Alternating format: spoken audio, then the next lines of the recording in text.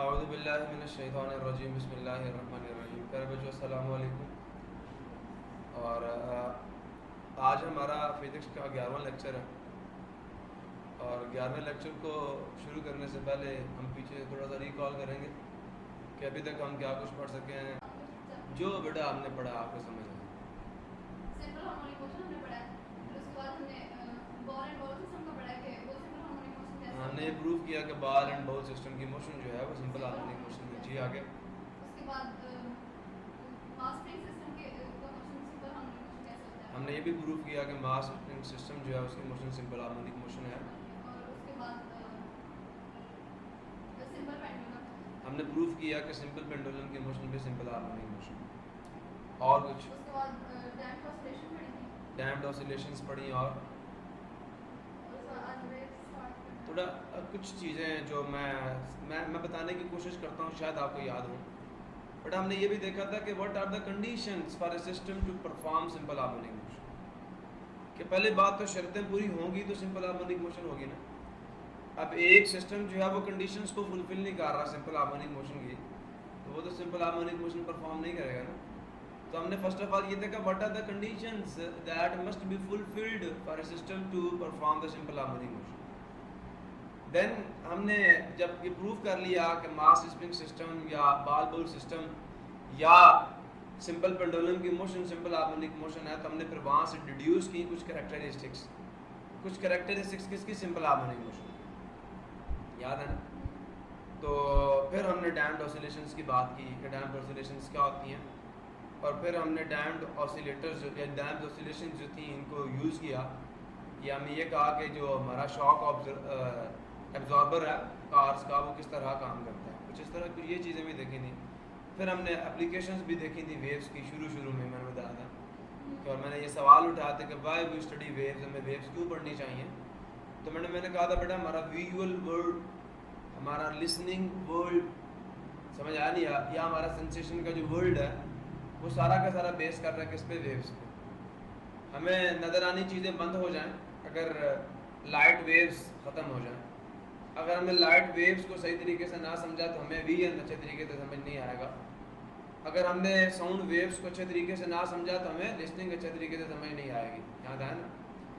तो ये मतलब कुछ एप्लीकेशंस थी, फ़ायदे थे वेव्स के, जिनको मद्देनज़र रखते हुए हमने कहा कि वेव्स को पढ़ना चाहिए भाई, जो मोटिवेशन थी हमारे पास वेव्स की। तो आज बेटा हम नया टॉपिक शुरू करने जा रहे हैं, वेव्स क्या हैं। सिंपल हार्मोनिक मोशन जो थी हम ख़त्म कर चुके।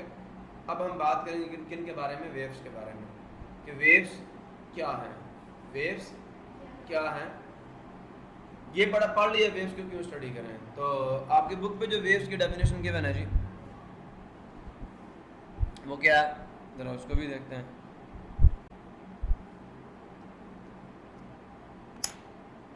11वां lecture.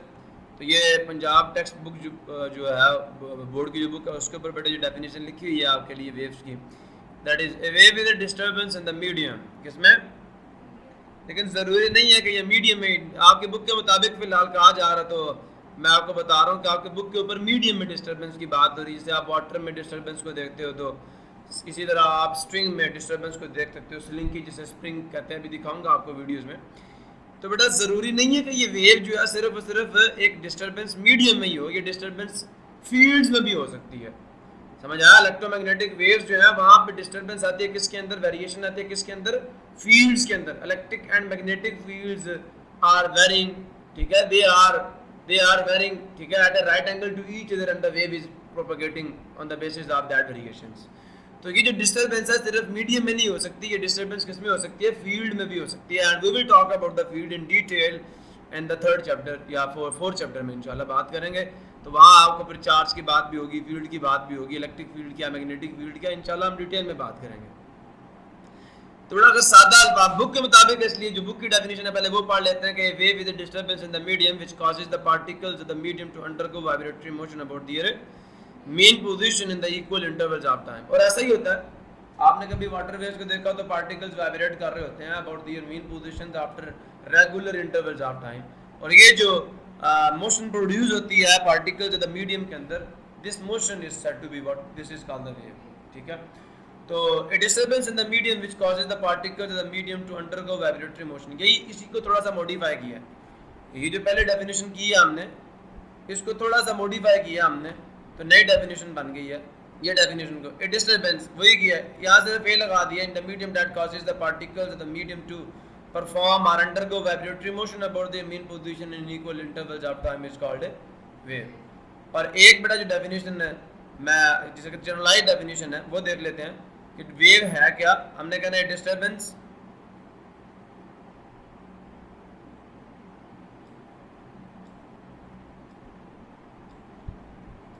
that transfers energy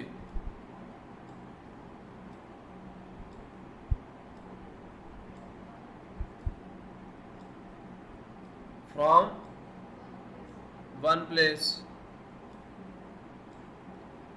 to an other place is called a wave। अब इसके अंदर चाहे फील्ड के अंदर डिस्टरबेंस आ जाए, चाहे किसी मीडियम में डिस्टरबेंस आ जाए, समझ आया नहीं यार, वो अकोमोडेट हो जाएगी, डेफिनेशन तमाम चीज़ों को फुलफिल करेगी, प्रॉब्लम किसी को। अब बेटा आपका सवाल ये पैदा हो रहा होगा, भाई ये मीडियम क्या है, सवाल पैदा हो रहा नहीं हो रहा कि ये मीडियम क्या है। तो बेटा मीडियम जो है, this is what, this is a material substance through which energy are waves propagate from one place to another place. कि कोई भी मादी वास्ता, कोई भी मादी से हवा है, तो आप मेरे सामने बैठे हो तो जो साउंड वेव्स हैं वो एयर से ट्रेवल करके आपके कानों तक पहुंच रही हैं। तो यहाँ पे जो मीडियम है वो एयर है, क्लियर हुआ नहीं हुआ। तो बेटा ये यहाँ पे कहता है कि a material substance through which energy जो है, ये जो वेव्स हैं वो प्रोपेगेट करती हैं from one place to another place is called a medium. फिर मेरे मीडियम जो है उसकी कितनी स्टेट्स हो सकती हैं, तो आपको पता है मीडियम की 3 स्टेट्स हो सकती हैं, वो सॉलिड हो सकता है, लिक्विड हो सकता है या गैस हो सकता है, प्रॉब्लम किसी को। सो ये हमने डेफिनेशन कर ली है वेव की। उसके बाद बेटा अब वेव्स जो है ये क्या करती हैं थोड़ा सा देख लेते हैं कि waves play an important role in our daily life. मैंने बताया था कि we are able to view the physical world because of the light waves, we are able to listen the physical world because of the wave, we are able to view the internal defects in the human body by the way that X-rays हम use करते हैं। हमें जो है वो heat energy, हमें heat मिलती है because of the waves from the sun, समझ आया नहीं यार। एंड म्यूजिक जो है, म्यूजिक जो हम सुनते हैं, they are also the waves, clear हुआ नहीं हुआ। So there are many more applications of the wave. Gamma rays है आपके पास, रेडियो वेव्स हैं जिनके जरिए से बेटा आप लोग क्या करते हैं, जो है वो बहुत दूर इलाके में कहीं होने वाली जो ट्रांसमिशन जो प्रोग्राम्स आप उन्हें सुनते हैं, टेलीविजन वेव्स को आप यूज़ करते हैं, बहुत सारी चीज़ों को। इसी तरह आप आजकल वाईफाई यूज़ करते हैं, आल्सो द वेव्स। आप telephone sorry mobile phone use कर रहे हो तो it works because of waves. So waves बहुत फ़ायदेमंद है हमारे लिए। तो यहाँ पे यही कहा हुआ है कि waves play an important role in our daily life, it is because waves are carrier of energy and information over large distances. जो वेव्स हैं ये कैरियर्स हैं किसके, एनर्जी के, ओवर लार्ज डिस्टेंसेस, ठीक है। Waves require some oscillating. अब मेरे पास सवाल पैदा होता है कि वेव्स को पैदा कैसे किया जाए, वेव्स पैदा कैसे होंगी। तो बड़ा बात याद रखिएगा, वेव्स को पैदा करने के लिए आपको कितनी चीज़ें चाहिए, 2 चीज़ें। एक सोर्स ऑफ डिस्टर्बेंस चाहिए, क्या चाहिए, सोर्स ऑफ डिस्टर्बेंस चाहिए। और बात हो रही है कि इनकी मैकेनिकल वेव्स की। और दूसरा बेटा आपको मीडियम चाहिए, क्या चाहिए। और कुछ ऐसी वेव्स हैं जिनको पैदा करने के लिए आपको सिर्फ सोर्स चाहिए, ठीक है, एक्सेलरेटिंग चार्ज चाहिए, फ्लक्चुएशंस ऑफ द चार्ज चाहिए, उसके बाद मीडियम नहीं चाहिए, समझ आया नहीं यार।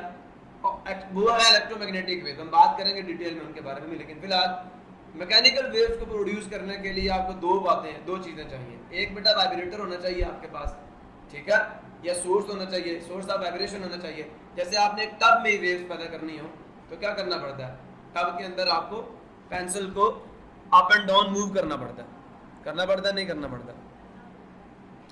जैसा कि अभी हम देखते हैं यहाँ पे, तो ये बेटा वेव्स प्रोड्यूस एक बंदा यहाँ कर रहा होगा, मैं आपको दिखाता हूँ।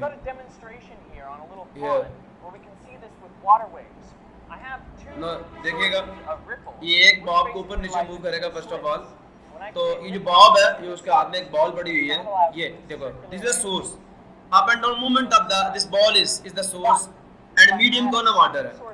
So now these waves are being produced.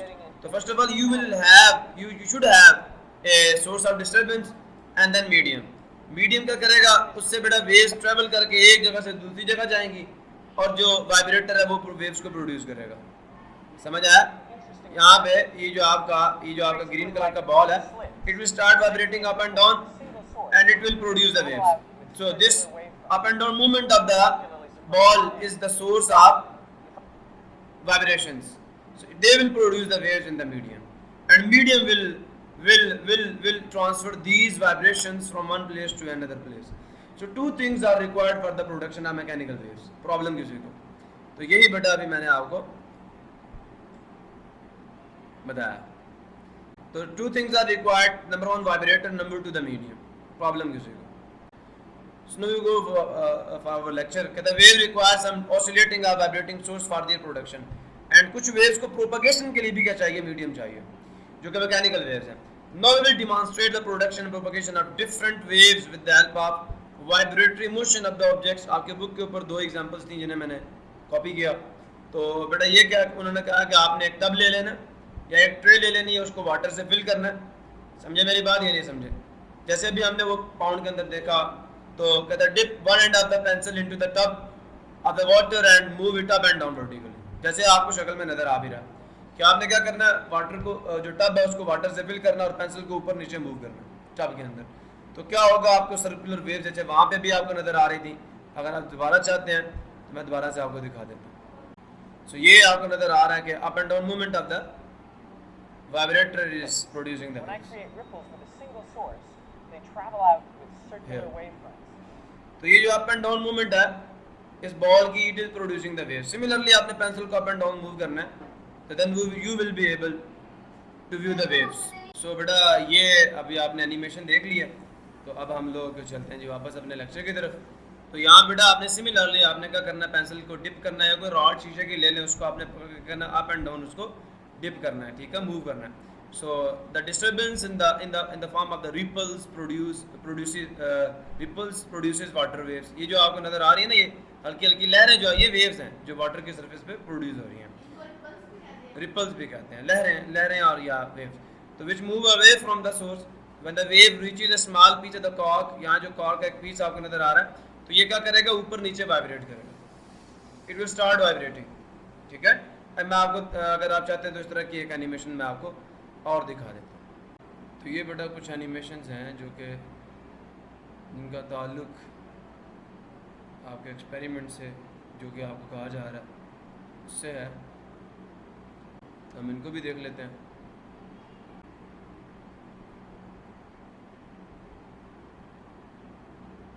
Most people think of water and in particular the sea in connection.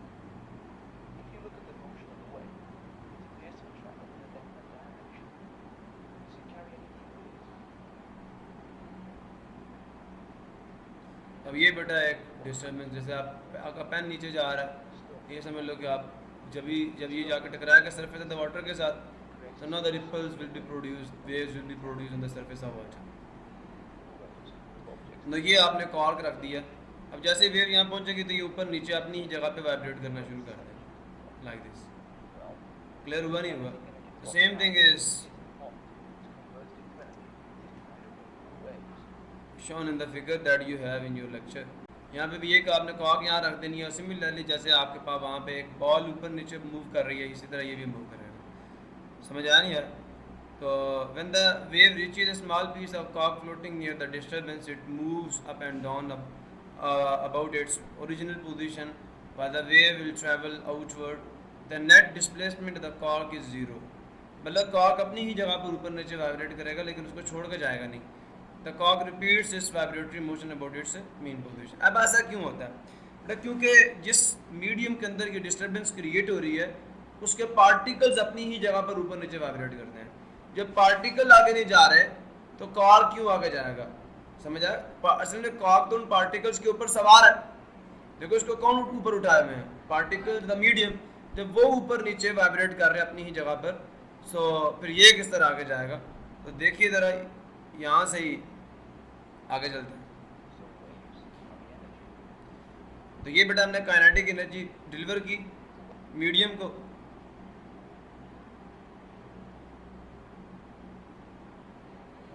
By creating the disturbance of the alpha vibrator.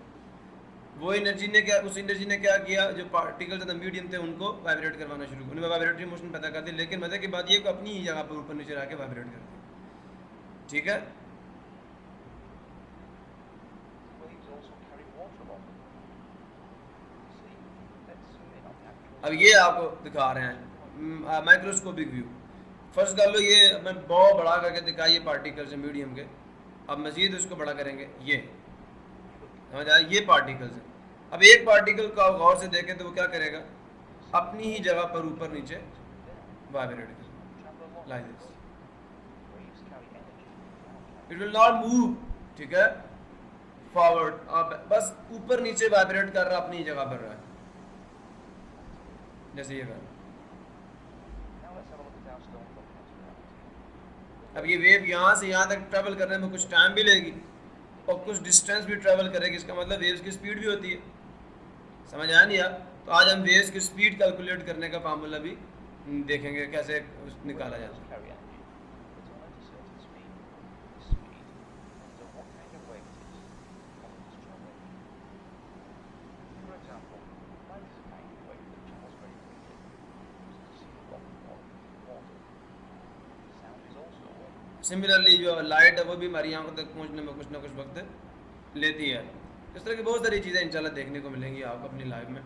सो आगे चलते हैं, यहाँ तक किसी को प्रॉब्लम है ही नहीं है।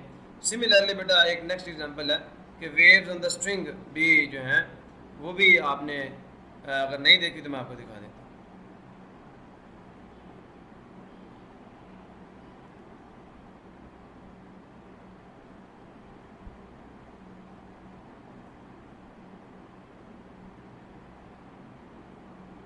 I have a string here. अब ये एक स्ट्रिंग है, इसको बच्चे ने एक साइड से पकड़ा और दूसरी साइड से बांध दिया हुआ है। The wave travels down the string and when No, it will start जी ठीक है, ये एजिटेट करना शुरू करेगा एक साइड से, तो ये देखो ये waves on the string create होना शुरू हो गई। and when condition is right. Clear हुआ नहीं हुआ? standing wave similar situation is shown in the figure on your book. तो ज़रा हम उसको भी देख लेते हैं, ये सिचुएशन। तो कहता है take a rope and mark a point P. अब एक पॉइंट आपने ना, जैसे आप बच्चे जो वो तो या बच्चियाँ जो हैं वो खासतौर पे इस मामले में बड़ी तेज़ होती हैं पेंटिंग के मामले में, तो आपने क्या करना है जी, आपने पेंट कर देना है। ये जो आपके पास रस्सी है, इस रस्सी को आपने क्या कर देना है, पेंट कर देना है। किसी एक पॉइंट के ऊपर आपने कोई कलर लगा देना है एंड देन एक जगह से इसे बैक एंड फोर्थ या फ्रॉम टॉप टू बॉटम आपने ना क्या करना है, ऊपर नीचे आपने हरकत देनी है। तो बेटा यही उन्होंने कहा कि take a rope and mark a point P on it, tie one end of the rope with a support and stretch the rope by holding its other end in your hand, जैसा कि शक्ल में आपको दिखा रहे हैं। No flipping the rope up and down, इसको ऊपर नीचे हरकत देने से या वाइब्रेट करने से, किसको, रॉप को, up and down regularly will set up a wave in the rope which will travel toward the fixed end. किधर को जाएगा वो टूवर्ड्स द फिक्स्ड एंड जाएगा, जैसे कभी आप उसमें वीडियो में भी देख रहे हैं। The point P on the rope will start vibrating up and down as the wave passes across, जैसे वेव इससे गुजरेगी ये ऊपर नीचे मूव करेगा। The motion of the point P will be perpendicular to the direction of motion of wave। अब wave किधर को जा रही है, इधर को, और ये पार्टिकल किधर को मूव करेगा, फ्रॉम टॉप टू बॉटम। इसकी वाइब्रेटरी मोशन की जो डायरेक्शन है वो फ्रॉम टॉप टू बॉटम होगी, और जो वेव की डायरेक्शन है प्रोपगेशन है वो फॉरवर्ड होगी, टुवर्ड्स द स्पोर्ट होगी। तो दोनों में एंगल कितने डिग्री का बनेगा, पार्टिकल जो है वो ऊपर नीचे मूव कर रहा है ना, वो वाइब्रेट कर रहा है from top to bottom. This is the direction of the vibratory motion of the particle. Clear? और वेव किधर को जा रही है, इधर को। The angle between these two is 90 degree. So यहाँ पे जो पार्टिकल्स ऑफ द मीडियम है उनकी वाइब्रेटरी मोशन की डायरेक्शन और जो direction of the propagation of wave है वो दोनों क्या एक दूसरे के परपेंडिकुलर है, वो दोनों क्या एक दूसरे के परपेंडिकुलर है। So such sort of waves are called, they are called the transverse waves. क्या कहते हैं उन्हें? अभी इंशाल्लाह बेटे बहुत सारी एग्जांपल्स आगे आ रही हैं, हम उन्हें भी देखेंगे। यहाँ तक किसी को प्रॉब्लम हो सुनो, एक और हमारे पास एनिमेशन मौजूद है कंप्यूटर के अंदर ही, उसको भी देखते हैं, जो कि मेरा ख्याल था मैं सबसे पहले आपको वो दिखाऊंगा। तो अभी उसे भी देखते हैं कि बड़ी मज़ेदार किस्म की एनिमेशन है। उसके अंदर भी वेव्स जो हैं, ऑल सॉर्ट ऑफ वेव्स, सारी की सारी वेव्स जो उन्होंने दिखाई हैं।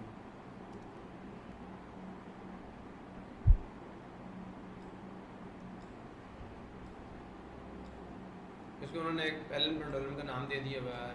अब इनको डिस्टर्ब करेंगे, देखिएगा वेव लाइक पैटर्न्स बनेंगे इनके ऊपर, कहीं स्टेशनरी वेव्स बनेगी, कहीं कुछ होगा, कहीं कुछ होगा, you will see.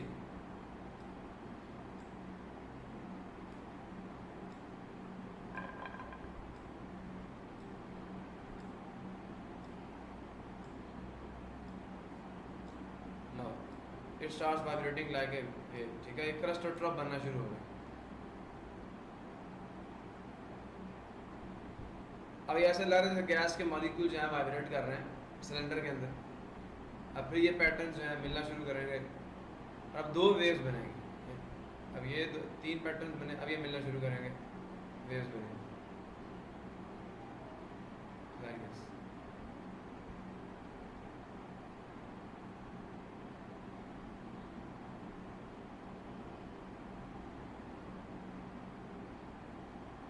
Again the wave is form, जहाँ से हमने शुरू किया था वही वेव वापस बन गई है।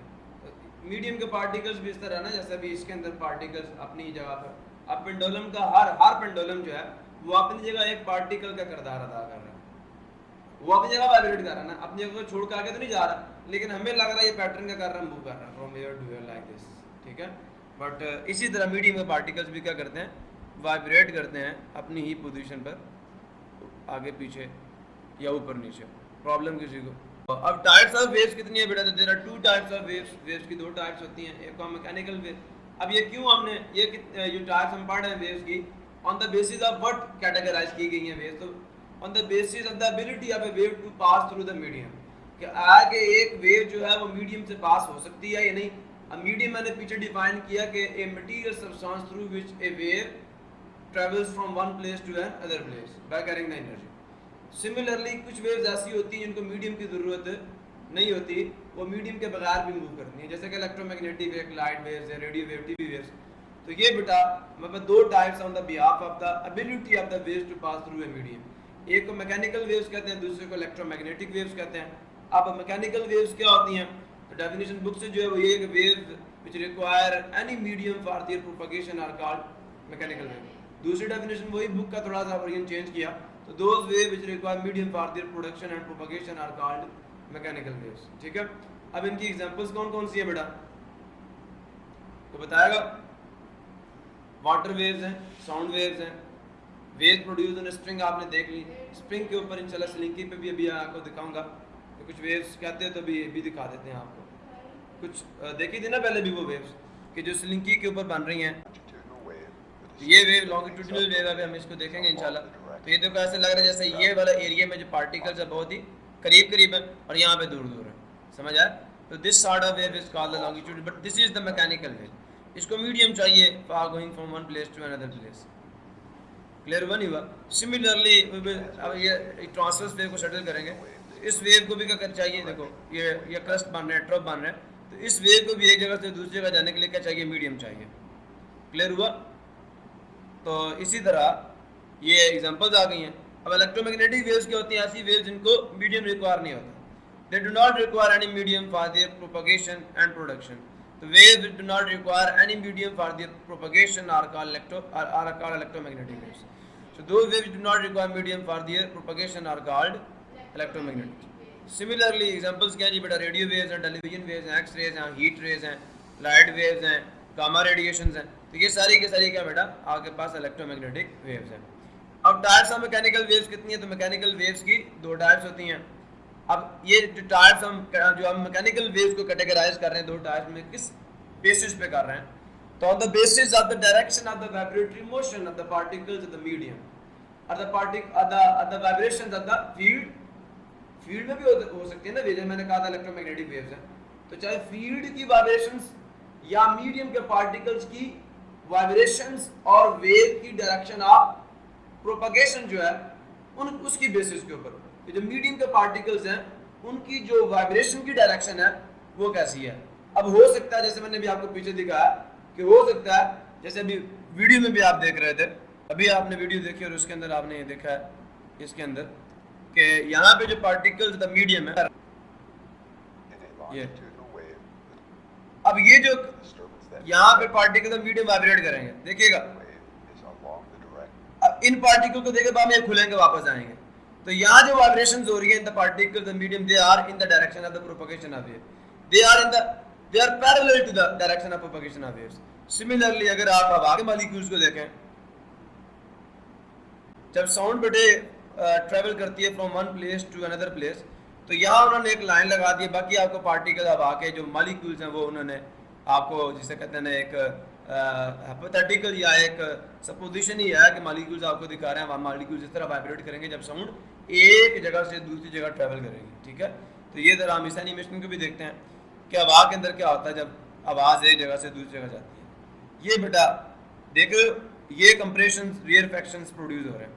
अब यहाँ पे इन पार्टिकल्स को आपने देखना, अब इन पार्टिकल्स की वाइब्रेटरी मोशन को जरा ऑब्जर्व करें, तो they are vibrating in the direction of propagation of waves, they are vibrating parallel to the direction of propagation of wave, not from top to bottom like this. Clear हुआ नहीं हुआ? इनकी जो vibratory motion की direction है वो perpendicular to the direction of propagation of waves नहीं है, वो क्या in the direction of propagation of wave है। तो such sort of waves are said to be the compressional और लॉन्गिट्यूडिनल वेव्स। समझ आया? और इसी तरह बेटा आपके पास जो ट्रांसवर्स वेव्स होती हैं हम उनको भी देख लेते हैं। ये कंप्रेशनल वेव्स थी, the disturbance that makes them अब यहाँ पे जो वेव्स हैं ये ट्रांसवर्स वेव्स की बात हो रही है कि पार्टिकल्स द मीडियम जो है वो वाइब्रेट कर रहे हैं, अब वेव इधर को जा रही है इन दिस डायरेक्शन, पर particles from top to bottom vibrate कर रहे हैं। क्लियर हुआ? इसी तरह मैंने आपको पीछे भी जो स्ट्रिंग थी उसके ऊपर बाकायदा आपको ड्रॉ करके भी दिखाया था कि जो पार्टिकल्स द मीडियम होंगे they will vibrate perpendicular to the direction of propagation of wave. ये पार्टिकल क्या करेगा? यूं वाइब्रेट करेगा फ्रॉम टॉप टू बॉटम, और जो वेव की डायरेक्शन ऑफ प्रोपगेशन है वो क्या इसके साथ 90 डिग्री का एंगल बना रही है। तो such sort of waves are said to be the transverse waves. Problem तो ये बेटा हमने जो वेव्स की जैसे कहते हैं ना जो दो कैटेगरीज है मैकेनिकल वेव्स की वो देख ली कि there are two types of mechanical wave, number of compressional और longitudinal wave, number 2 transverse waves. अब ट्रांसवर्स वेव्स क्या होती हैं तो अभी हमने एनिमेशंस तो देख लिए हैं। तो in case of transverse wave the vibratory motion of the particle the medium is perpendicular to the direction of propagation of waves. ये बुक से ये डेफिनेशन लिखी हुई है, हाईलाइट की, मैंने उसको कॉपी किया। अब इसको थोड़ा सा फॉर्मल अंदाज में, थोड़ा सा अच्छे अंदाज में लिखने की कोशिश करते हैं कि that type of mechanical waves, क्योंकि मैकेनिकल वेव्स की टाइप्स हैं ट्रांसवर्स वेव्स, तो that type of mechanical waves in which the direction of vibratory motion of the particles of medium is perpendicular to the direction of propagation of waves is called transverse wave. ऐसी wave को हम कहते हैं transverse wave. तो अब इसकी examples क्या, आपने स्ट्रिंग पे waves on the surface of water देखी हैं, स्ट्रिंग के ऊपर प्रोड्यूस होने वाली वेव्स देखी हैं, लाइट वेव्स आपने देखी हैं। मैं अभी आपको इंशाल्लाह उसकी भी पिक्चर दिखा देता हूँ लाइट वेव्स की, कि उसमें क्या होता है इलेक्ट्रिकल एंड मैग्नेटिक फील्ड जो होते हैं वो एक दूसरे के परपेंडिकुलर वाइब्रेट कर रहे होते हैं। तो यहाँ बेटा जरा देखिएगा,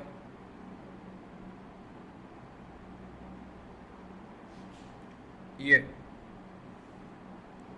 इस शक्ल में, ये बेटा आपको बता रहा है इलेक्ट्रिकल फील्ड है। ये जो आपको मेरे ख्याल में ये ग्रीन ग्रीन सा कलर की एक लाइन नजर आ रही है, तो these are the fluctuations in the electrical field, ठीक है। और ये जो आपको यहाँ पे नजर आ रही हैं ये वाली फ्लक्चुएशंस जो कि इसके परपेंडिकुलर है, 90 डिग्री के एंगल बना रही हैं, ये मैग्नेटिक फील्ड है। सो देयरफॉर ये जो वेव्स हैं इसके अंदर इलेक्ट्रिकल मैग्नेटिक फील्ड की वाइब्रेशंस जो हैं वो बायस बनती हैं वेव की एक जगह से दूसरी जगह जाने की।